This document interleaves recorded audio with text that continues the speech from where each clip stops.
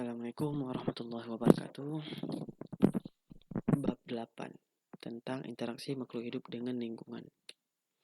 Pengertian lingkungan. Lingkungan berasal dari kata environment yang memiliki makna fisikal, chemical, dan biotik. Condition surrounding an organism. Berdasarkan istilah tersebut, lingkungan diartikan sebagai segala sesuatu di luar individual yang merupakan sistem kompleks sehingga dapat mempengaruhi satu sama lain. Kondisi yang saling mempengaruhi membuat lingkungan selalu dinamis dan dapat berubah sesuai dengan kondisi.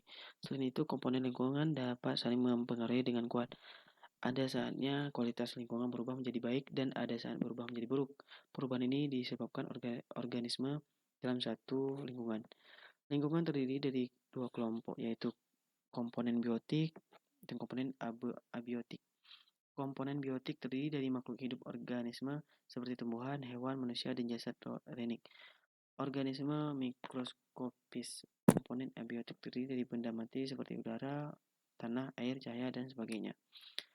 Hal-hal ditemukan dalam lingkungan. Setiap makhluk hidup memerlukan lingkungan tertentu sebagai tempat hidupnya, habitatnya. Dalam suatu habitat terdapat berbagai jenis makhluk hidup, biotik, dan makhluk tak hidup, abiotik. Di dalam habitat juga terdapat interaksi antara makhluk hidup dengan makhluk tak hidup. Interaksi dalam ekosistem membentuk pola. Setiap organisme tidak dapat memiliki selalu sendiri dan selalu bergantung pada organisme lain dan lingkungannya. Saling bergantungan ini dapat membentuk pola interaksi.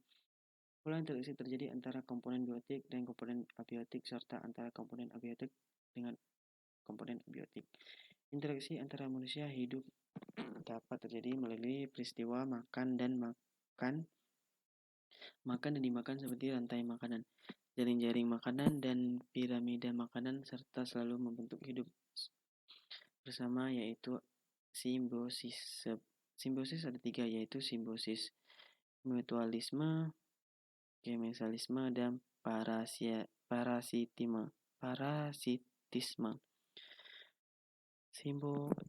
Simbiosis mutualisme adalah hubungan dua jenis individu yang saling memberi keuntungan oleh kedua individu tersebut. Contoh, jamur dengan akar pohon pinus.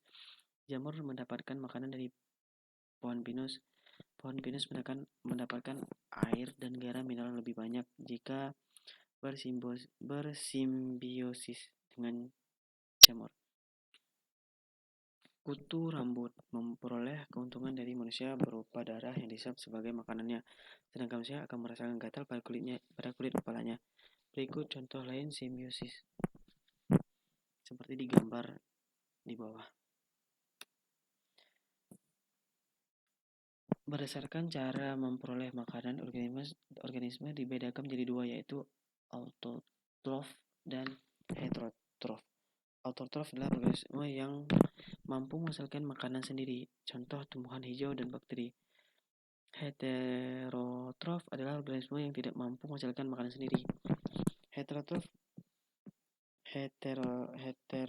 ada 3 jenis, yaitu herbivora, karnivora, dan omnivora. Herbivora adalah organisme pemakan tumbuhan seperti kambing, sapi, kelinci, dan sebagainya. Karnivora adalah pemakan daging atau hewan, contoh harimau, kucing, dan sebagainya. Omnivora adalah pemakan segalanya, termasuk tumbuhan dan daging, contoh babi, dan lainnya. Pola interaktif manusia mempengaruhi ekosistem. Manusia juga memiliki interaktif dengan lingkungan. Berubahnya tatanan lingkungan oleh kegiatan manusia atau oleh proses alam menyebabkan kualitas lingkungan turun seperti tingkat ketertiban. Akibatnya lingkungan menjadi kurang berfungsi dan peruntukannya.